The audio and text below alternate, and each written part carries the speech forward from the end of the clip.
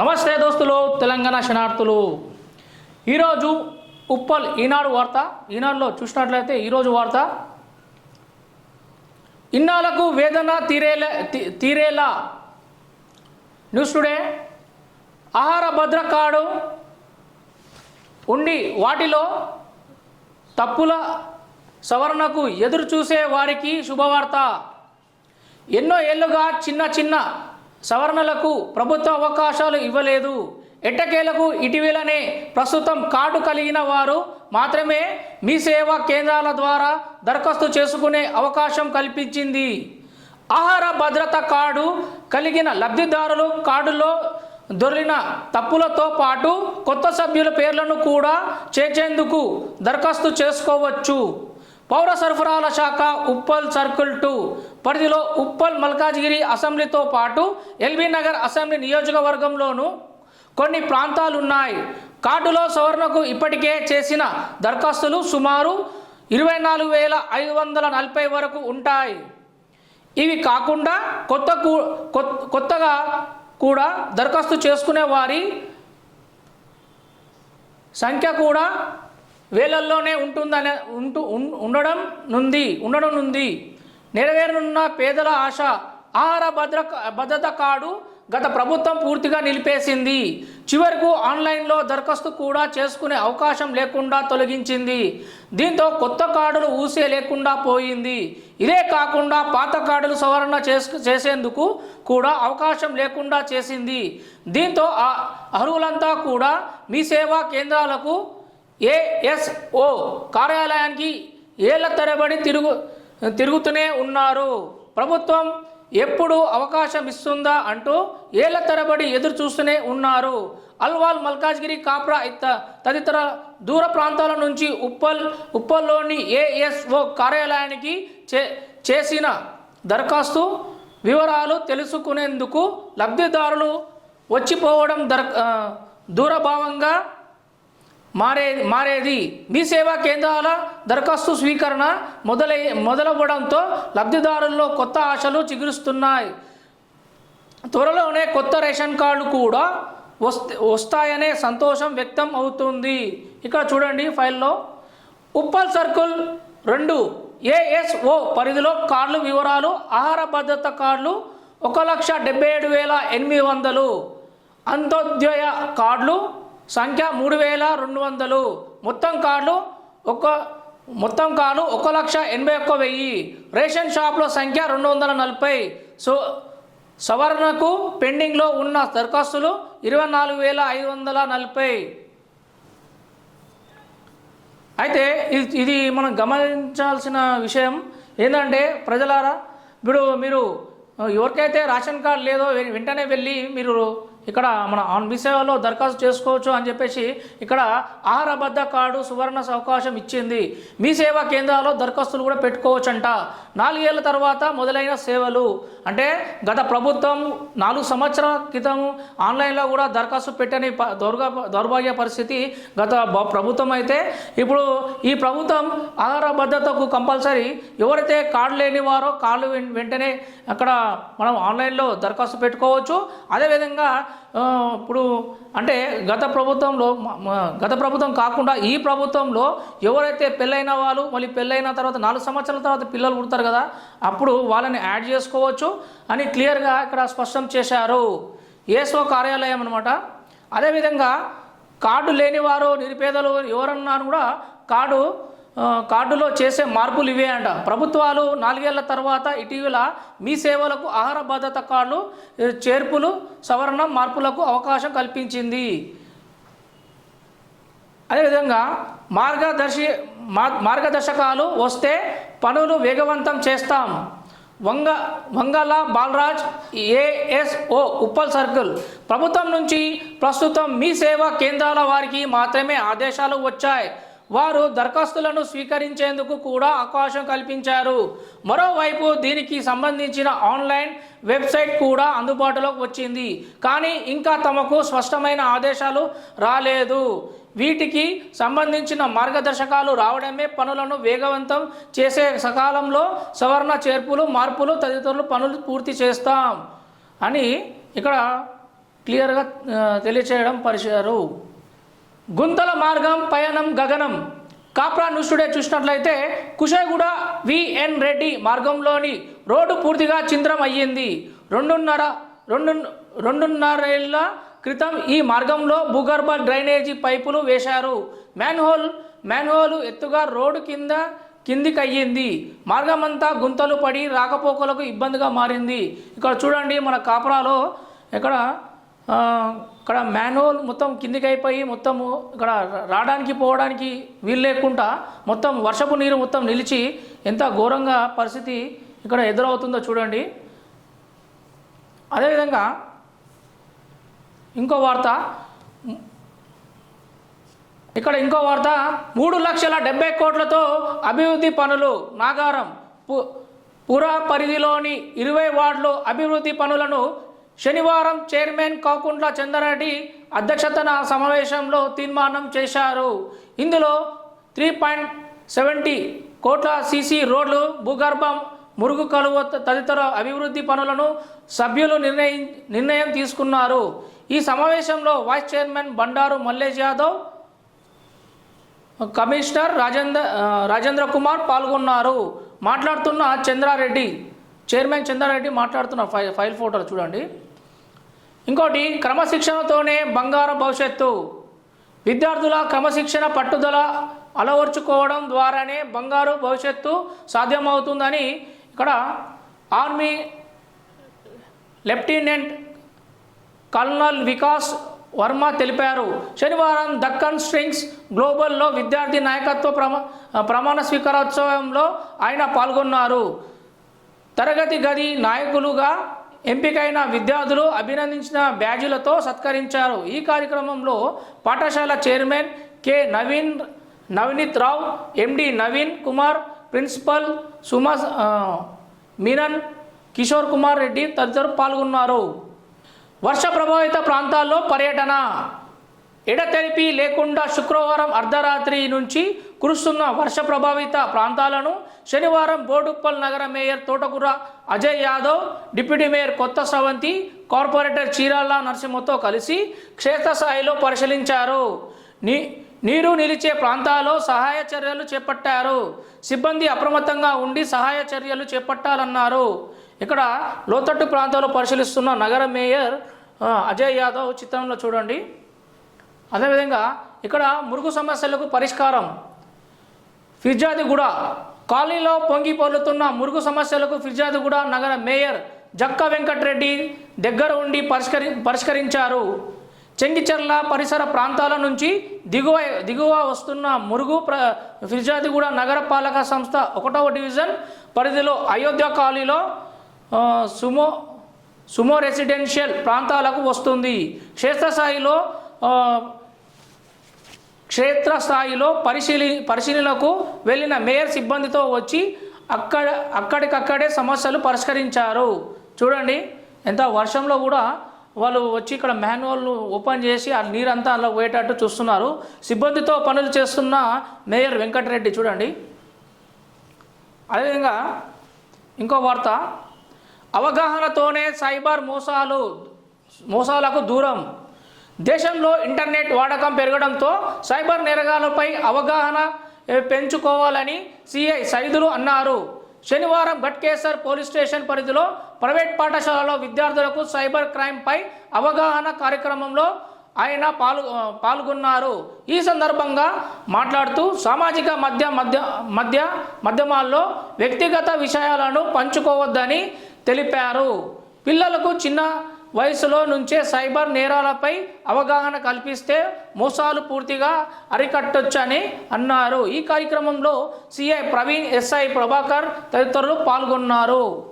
అంటే ఇతను మన ఎస్ఐ సైదులు ఏమంటున్నాడంటే, చిన్న ఉన్నప్పటి నుంచే చిన్నపిల్లలకి సైబర్ నేరాల నుంచి ఎలా ఉండాలో నేర్పితే ఇక్కడ ఇలాంటి సైబర్ నేరాలు కాకుండా పోతుందని తెలియజేయడం పడుతుంది. అంటే ఆయన ఉద్దేశంలో ఏంటంటే, చిన్నపిల్లలకి ఏదైనా లింకు వస్తే ఆ లింకు ఒత్తడం వల్ల డబ్బులన్నీ తల్లిదండ్రులకు తెలియకుండానే వేరే వాళ్ళు సైబర్ నేరగాలు తీసుకోవడం జరుగుతుంది.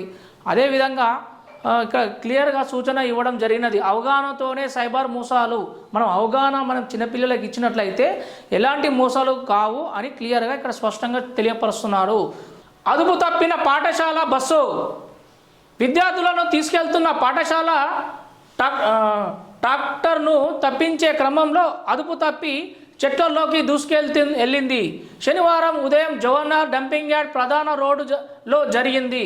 కీసర బండ్లగూడ స్వామినారాయణ్ గురుకుల విద్యాలయానికి చెందిన పాఠశాల బస్సు ఉదయం బాలాజీనగర్లో పలు కాలనీ నుంచి సుమారు 30 మంది విద్యార్థులను బయలుదేరింది. డంపింగ్ యార్డ్ ప్రధాన రోడ్లో అకస్మాత్తుగా ఎదురుగా వచ్చిన ట్రాక్టర్ను తప్పించబోయిన డ్రైవర్ నియంత్రణ కోల్పోవడంతో బస్సు రోడ్డు పక్కకు దూసుకెళ్ళింది. బస్సులోని విద్యార్థులు ఒక్కసారిగా భయాందోళనకు గురయ్యారు, గట్టిగా కేకులు పెట్టారు. స్థానికులు గమనించి బస్సులోని విద్యార్థులను క్షేమంగా దింపారు. కొంతమంది పిల్లలు స్వల్ప గాయాలయ్యాయి. యాజమాన్య విద్యార్థులు మరో బస్సులో పాఠశాలలో తరలించారు. ప్రమాద ఘటనపై ఎలాంటి ఫిర్యాదు అందలేదని జవహర్ ఇన్స్పెక్టర్ నాగరాజు తెలిపారు. ఘటనపై విచారణ చేస్తున్నామని తెలిపారు. ఇక్కడ చిత్రంలో చూడండి, నిన్న చూసినట్లయితే అక్కడ బస్సు ఎదుట ట్రాక్టర్ వస్తున్నా కూడా అంటే ట్రాక్టర్ చూశాడు. ఆ ట్రాక్టర్ని చూసి ఏం చేశాడంటే కట్టు కొట్టి డైరెక్ట్గా వెళ్ళి చెట్టుకు ఢీ కొట్టాడు. అందులో పిల్లలు ఉన్నారు. అంటే అక్కడ యాక్సిడెంట్ కావద్దు అని అట్లా ప్రయత్నించాడేమో తెలియదు కానీ డ్రైవరు. ఇక్కడ పిల్లలకు మాత్రం స్వల్ప గాయాలయ్యాయి. ఇక్కడ చిత్రంలో విద్యార్థులను బస్సు నుంచి దింపుతున్న స్థానికులు చూడండి, బస్సు కొద్దిగా బోల్తా పడింది. అదే ఇంకో 2-3 పల్టీలు కొట్టినుంటే కనీసం ప్రాణాపాయం కూడా జరిగే అవకాశం ఉంది. కాకపోతే డ్రైవర్ అన్నారు జాగ్రత్త చూసి మీరు ఆచితూచి నడపాలనిగా కోరుచున్నాము. హెరాయిన్ తరలిస్తున్న యువకుడు అరెస్ట్. మెట్పల్లి ద్విచక్ర వాహనంలో హెరాయిన్ తరలిస్తున్న యువకుడిని మెట్పల్లి పోలీసు శనివారం అదుపులోకి తీసుకొని రిమాండ్కు తరలించారు. బోడుప్పల్ ద్వారకా నగర్లో శుక్రవారం రాత్రి వాహనాలను తనిఖీలు చేస్తుండగా గాయత్రి నగర్లో నివాసం ఉండే రాజస్థాన్ రాష్ట్రానికి చెందిన దినేష్ కుమార్ బిష్ణో 27ను అదుపులోకి తీసుకొని విచారిస్తున్నారు. అతని ఏజ్ 27. అతని వద్ద 10 గ్రాముల నిషేధిత హెరాయిన్ లభ్యమైంది. ద్విచక్ర వాహనాలు సెల్ ఫోన్ స్వాధీనం చేసుకున్నారు. ఇక్కడ ఇంకో వార్త, మహిళలు చిన్నారులు భద్రతలకు ప్రాధాన్యం. నేరెడ్మెట్ వార్త ఇది. మహిళలు చిన్నారులకు భద్రతకు ప్రాధాన్యత ఇస్తున్నామని, వారిపై నేరాలకు పాల్పడిన వారిపై ఉక్కుపాదం మోపుతామని రాచకొండ సిపి సుధీర్ బాబు హెచ్చరించారు. కమిషనరేట్ కార్యాలయంలో శనివారం కోర్టు మానిటరింగ్ అధికారులు, కోర్టు కానిస్టేబుల్లతో ఆయన వీడియో సమీక్ష నిర్వహించారు. కేసులో నిందితులుగా చేర్చబడిన వ్యక్తులు నేరాలు చేసినట్టు తేలితే బలమైన సాక్ష్యాలు సేకరించి వారు తప్పించుకోకుండా గరిష్ట శిక్ష పడేలా కృషి చేయాలని కోరారు. గట్కేసర్ ఠాణా పరిధిలో 2023లో 4 ఏళ్ల చిన్నారిని అపహరించిన అసభ్య ప్రవర్తించిన నిందితుడికి కోర్టు 10 ఏళ్ల శిక్ష విధించిన విషయాన్ని ఆయన ప్రస్తావించారు. ఈ సందర్భంగా పహాడీ షరీఫ్ ఠాణా పరిధిలో వివాహితను హత్య చేసిన గట్కేసర్లో చిన్నారి అపహరణ కేసులో విధులు సమర్థవంతంగా నిర్వహించిన ఏసీపీ లక్ష్మీకాంత్ రెడ్డి, ఇన్స్పెక్టర్ మహేందర్ రెడ్డితో పాటు పీపీలను సిపి సత్కరించారు. ఇక్కడ చిత్రంలో చూసినట్లయితే పోలీసులను సత్కరించిన సిపి సుధీర్ బాబు గతంలో నేరాలకు పాల్పడిన చిన్నారిని కూడా గుర్తు చేశారు గట్కేసర్లో. అదేవిధంగా మహిళలను చిన్నారులను భద్రతకు కంపల్సరీ ప్రాధాన్యత ఇవ్వడం జరుగుతుందని తెలియపరిచారు. హన్మకొండ నుండి సిద్దిపేటకు వెళ్ళే ఆర్టీసీ బస్సులో వెల్లుల్లిపాయలు పొట్టు తీసుకుంటూ ఉచిత ప్రయాణం చేస్తున్న మహిళలు. ఇదేంది చూడండి, బస్సును కూడా ఎల్లిపాయ పొట్టు తీయడానికి ఉపయోగించుకుంటున్నారు ఫ్రీ బస్ అయ్యే వరకు. ఇది హన్మకొండ నుంచి సిద్దిపేటకు వెళ్ళేటటువంటి దారిలో ఈ సంఘటన చోటు చేసుకుంది. ఎల్లిపాయ పొట్టు తీసుకుంటారు ఆడోళ్ళు. పొట్టు తీస్తున్నారు. బస్సును ఈ విధంగా కూడా ఉచిత బస్సును ఈ విధంగా కూడా ఉపయోగించుకుంటున్నారు.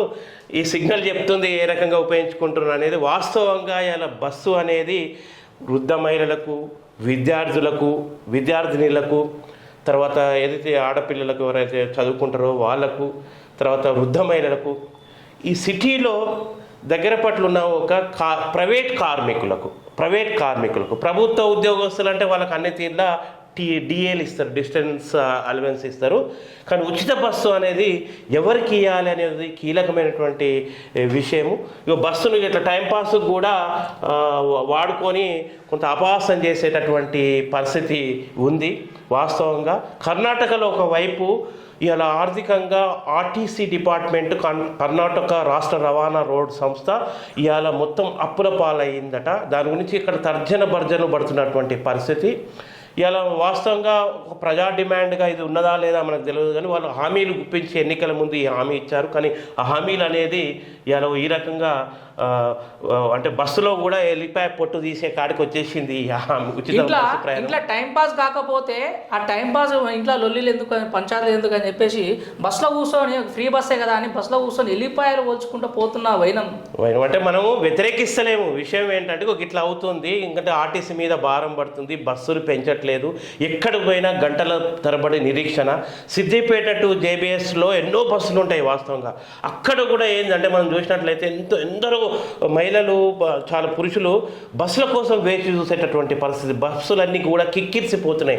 బస్సులను తగ్గించడము, తర్వాత సరైన వాళ్ళకి సౌకర్యాల రీత్యా బస్సులు లేకపోవడము ఒకవైపు కొనసాగుతుండగా, మరొక వైపు ఇట్లా సీట్లు దొరికిన వాళ్ళేమో ఇలాగ ఎలిపాయ పొట్టు తీసుకునే కాడికి వచ్చింది. కాబట్టి తెలంగాణ ప్రభుత్వం కూడా దీని గురించి ఆలోచించాలి. ఎవరికి అవసరమో వారికి ఉచితంగా పెడితే బాగుంటుంది అని మేము వ్యక్తం చేస్తున్నాం.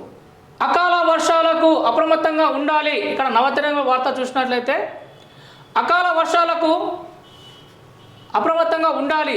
మేయర్ శాంతి, డిప్యూటీ మేయర్ రెడ్డిశెట్టి శ్రీనివాస్ అకాల వర్షాలకు ప్రజలు అప్రమత్తంగా ఉండాలని జవహర్ నగర్ మేయర్ దొంతగాని శాంతి కోటేష్ గౌడ్, డిప్యూటీ మేయర్ రెడ్డిశెట్టి శ్రీనివాస్ అన్నారు. ఈ సందర్భంగా వారు మాట్లాడుతూ లోతట్టు ప్రాంతాల్లో నివసించే ప్రజలు జాగ్రత్తగా ఉండాలని, వర్షపు నీరు నిల్వ ఉండకుండా తగిన జాగ్రత్తలు తీసుకోవాలని సూచించారు. ఏకధాటిగా కురుస్తున్న వర్షాలకు కార్పొరేషన్ ప్రజలు అత్యవసరమైతేనే బయటకు రావాలన్నారు. వర్షాలతో ప్రజలు ఎలాంటి ఇబ్బందులు కలగకుండా మున్సిపల్ అధికారులు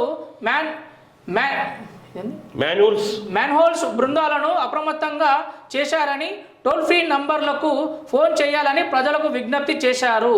ప్రజలు వర్షంతో బయటకు వెళ్ళరాదని, సీజనల్ వ్యాధులు వచ్చే ప్రమాదం ఉందని తెలిపారు. జవహర్ నగర్ అనేది డంపింగ్ యార్డ్ బాధిత బస్తీలు ఉంటాయి. ఇక్కడ వాస్తవంగా ప్రమాదాల యొక్క పొంచి ఉండేటటువంటి ఇది అంతా కూడా జవహర్ నగర్లో ఉంటుంది. వర్షాకాలం వచ్చిందంటే చాలు డంపింగ్ మురుగునీరు అంతా కూడా కొంత అస్తవ్యస్తం చేసేటటువంటి పరిస్థితి ఉన్నది. కాబట్టి ప్రజలందరూ మేయర్ దొంతగాని శాంతి కోటేష్ గౌడ్ చెప్పినట్టు అప్రమత్తంగా ఉండాలి. డిప్యూటీ మేయర్ రెడ్డిశెట్టి శ్రీనివాస్ చెప్పినట్లు పని భారం ఎక్కువ, వేతనాలు తక్కువ. ఆదర్శ మున్సిపల్ వర్కర్స్ యూనియన్ అధ్యక్షులు శివబాబు, కార్యదర్శి రాములు పని భారం ఎక్కువ, వేతనాలు తక్కువ అని తెలంగాణ ఆదర్శ మున్సిపల్ వర్కర్స్ యూనియన్ అధ్యక్షుడు శివబాబు, ప్రధాన కార్యదర్శి రాములు అన్నారు. శనివారం జవహర్ మున్సిపల్ కమిషనర్కు మున్సిపల్ ఉద్యోగుల సమస్యలపై వినతి పత్రం అందజేశారు. కార్పొరేషన్లో విధులు నిర్వహిస్తున్న 4వ తరగతి ఉద్యోగులైన వాటర్ మెన్, ఎలక్ట్రీషియన్, స్వీపర్, కామాటి, శానిటేషన్ సూపర్వైజర్, అటెండర్ తదితరులు 4వ తరగతి ఉద్యోగులుగా పనిచేస్తున్నారని తెలిపారు. జీవో నెంబర్ 60 ప్రకారం కేటగిరీ వారీగా 19,500 వేతనం ఇవ్వాలని, ఎంత సీనియారిటీ ఉన్నా అందరికీ ఒకే రకమైన జీవితం ఇస్తున్నారని వాపోయారు. దినదిన అభివృద్ధి చెందుతున్న జవహర్ నగర్ మున్సిపల్ కార్పొరేషన్ పరిధిలో పనిభారం మరింత పెరిగిందని, తద్వారా బస్తీ అవసరాలకు తగ్గట్టు కార్మికులు లేరని, ఎక్కువ మంది కార్మికులు పనిచేసే భారాన్ని తామే మోస్తున్నామని ఆవేదన వ్యక్తం చేశారని చెప్పారు. 400 పైచీలకు ఉండాల్సిన కార్మికులు కేవలం 123 మందిని మాత్రమే పనిచేస్తున్నారని పేర్కొన్నారు. తక్షణం సిబ్బందిని పెంచాలని డిమాండ్ చేశారు. చూసినావా ఇక్కడ 400 మందికి పైచులుగా ఉండాల్సినటువంటి కార్మికులు ఇప్పటికీ గ్రామ పంచాయతీలో ఎంతమంది అయితే కార్మికులు ఉన్నారో అంతే మంది కార్మికులు 125 మందే ఉన్నారు. అంటే జవహర్ నగర్ మున్సిపాలిటీని గ్రామ పంచాయతీ నుంచి మున్సిపాలిటీగా, మున్సిపాలిటీ నుంచి మున్సిపల్ కార్పొరేషన్గా పరిణామం చెందుతున్నటువంటి క్రమంలో ఇవాళ సిబ్బంది యొక్క సంఖ్య పెంచలేదు. ఇంకోటి ఈ 400 మందికి పైగా చేయాల్సినటువంటి పని కార్మికులు 120 మంది చేస్తున్నారు. అంటే వీళ్ళ మీద పని భారం పడుతున్నది. వాళ్ళకి వేతనాలు కూడా సరైన రీతిలో లేవు. ఇది చాలా కీలకమైనటువంటి సమస్య.